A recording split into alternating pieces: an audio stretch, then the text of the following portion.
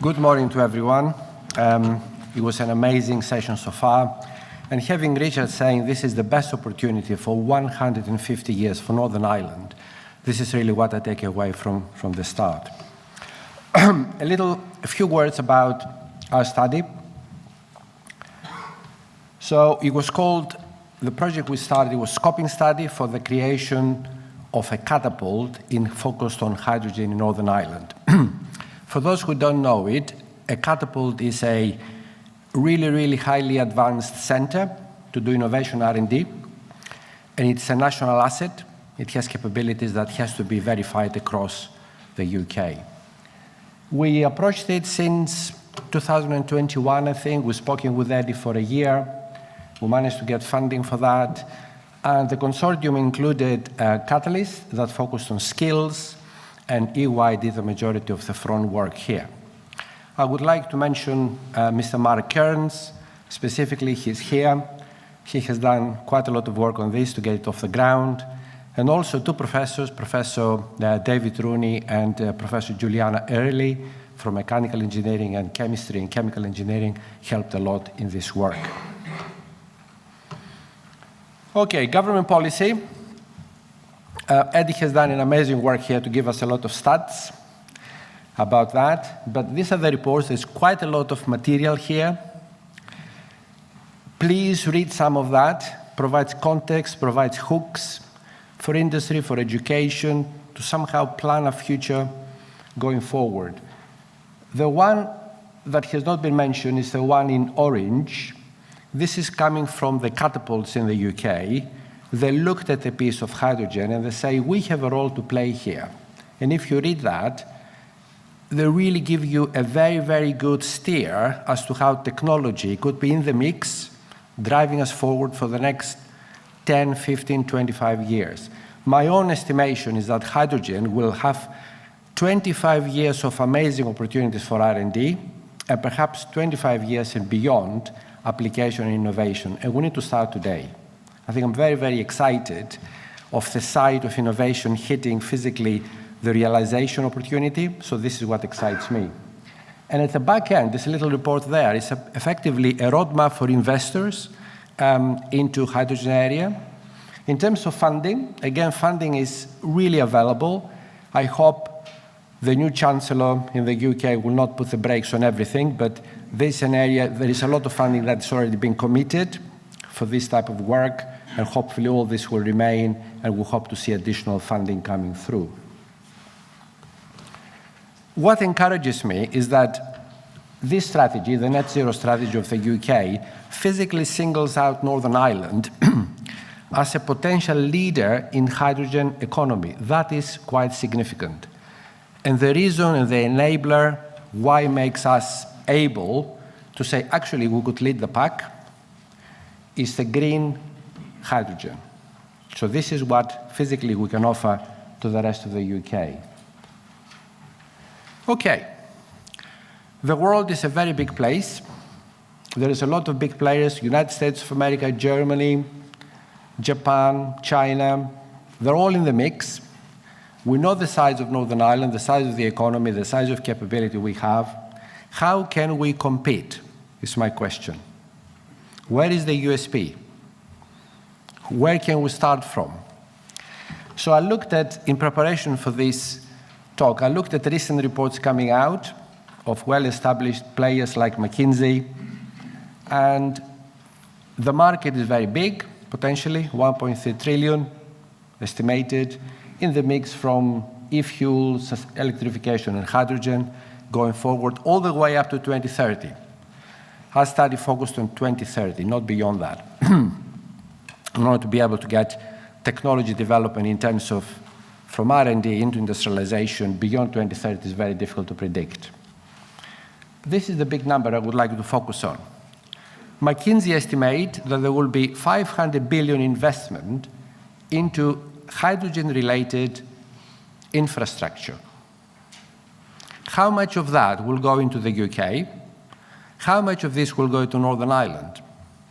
So these are the key questions we need for the department and for all of us really to get our head around, to see the scale of investment that goes into that and the proportionality then of ambition if we want to lead into hydrogen, we need to put investment in the right place, point it in the right direction. So that's the key point. We've spoken about clean hydrogen. Do you know how much is the clean hydrogen globally? 2%. 98% of hydrogen produced in 2021 was effectively either gray or blue, generating 850 megatons of CO2. That's a big number. It's anything but green. So we have a good opportunity to work on the 2%, to increase it. The problem we have with the 2% is very expensive. With the present volatility of the energy market, we cannot really speak with any certainty about prices. But if we look at 2021, the cost of 1 kilo of green hydrogen was around $6.7 per kilo, okay, as opposed to $1 per kilo for the gray. So this is the scale of things. We need to really, really advance that. And McKinsey estimates that by 2030, as a result of growing the electrolyzer capacity, optimization, if you look at Siemens, if you are tech-focused, please check out Siemens. They have a lot of technology in this area, how to move into green. And I'm delighted to see local capability here in Cartagena in terms of getting into this. And physically, the impact of the bottom line has to really to be felt over the next 2 or 3 years for us to have the ability then to get the investment point in the right direction and to follow it up with industrialization. Okay, the motivation for the scoping study. If I look at this room, I know a few of you, I don't know the majority of you, but I guess you come from a variety of sectors. Firstly, massive opportunity. What Richard said, 150 years, the best opportunity for industrialization for Northern Ireland. If we take that away from today, I think that is really a massive thing to take away. The second thing is that as we started deploying the study with EY and with Catalyst, who focused on skills, as I said earlier, we became very, very quickly aware that there isn't a single sector owning hydrogen. Everybody has a role to play. Utilities, industry, aerospace industry, automotive industry, buses, materials handling in Mid-Southwest. Everybody has got an interest. Free ports have got an interest on that. Education has got an interest. How can we somehow get the curriculum to point in the right direction? Apprentice training is a complete chain reaction. So therefore, it is very, very important to not have one strategy pointing towards industrialization, but we need to have a strategy, overall policy strategy, linking all the departments in Northern Ireland and in the UK. It's really far-reaching. It will affect all of us and the way we live. So therefore, when we approached that, we said, hang on a minute, this is not only technology focused, it has to really has all the other perspectives synthesized into that.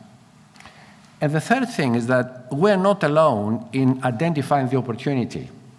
Discussions like this today happen in Hull, in Teesside, Newcastle. Scotland is extremely active. As Eddie said earlier, Wales have got an opportunity. Liverpool are extremely active in that particular field as we speak. And London have got a mega ambition to get all the public buses hydrogen operated over the next few years. So therefore, we need to really focus and find a competitive position. And this is really what was the start for 10 for our study. We said, firstly, in which areas are we competitive? In which areas we're going to have a mark, going back into the UK government and say, actually, we understand the whole interwoven set of connections, but we will start from this. This is the area that we would like to make it our own. And which are the USPs? Which are the technological USPs that we have and the capabilities I would like to bring forward? And are we ready to invest? And who is ready to invest?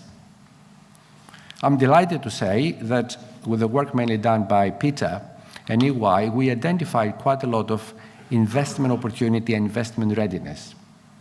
And together with investment readiness, you need to have technological readiness, and this is where really a center like AMIC and the other centers that we're developing come in. So that's vitally important. People need to be able to put money where effectively their interest is.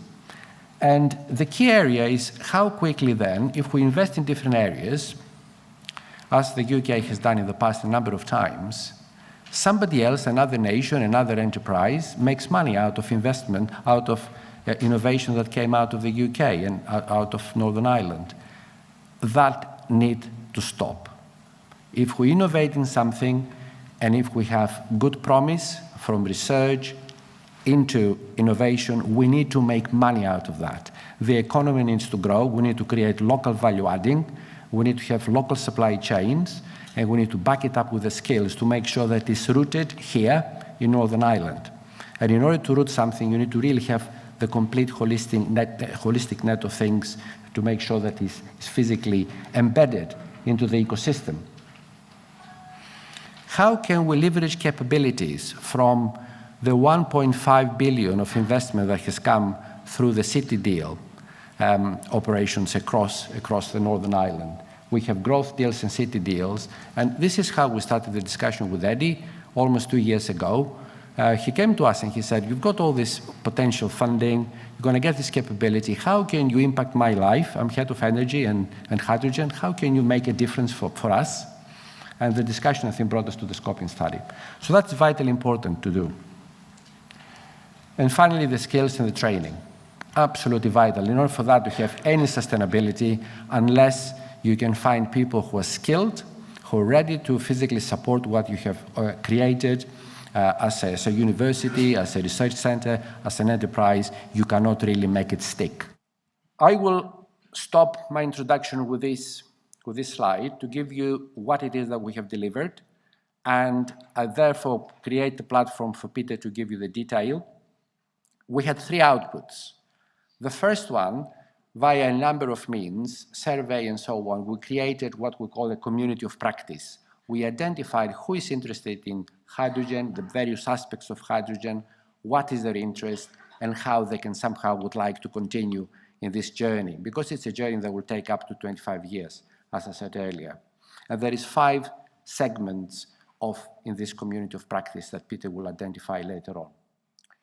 The second point is, I'm delighted to say, we have the first Northern Ireland hydrogen roadmap created for all of us. It belongs to all of us because it came from the activities, from the research with all of you, the stakeholding community.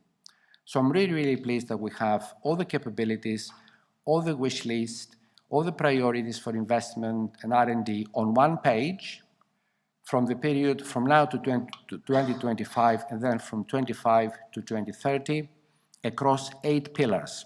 There is 8 pillars, as Peter will show you in a minute, in this roadmap. It's a starter for 10, it's an outline, and we'd like to work on this.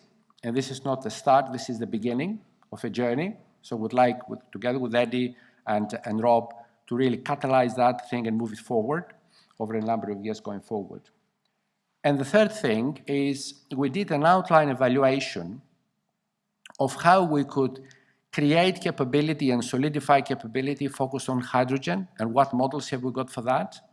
Pluses and minuses, advancing technology is very, very expensive and very risky.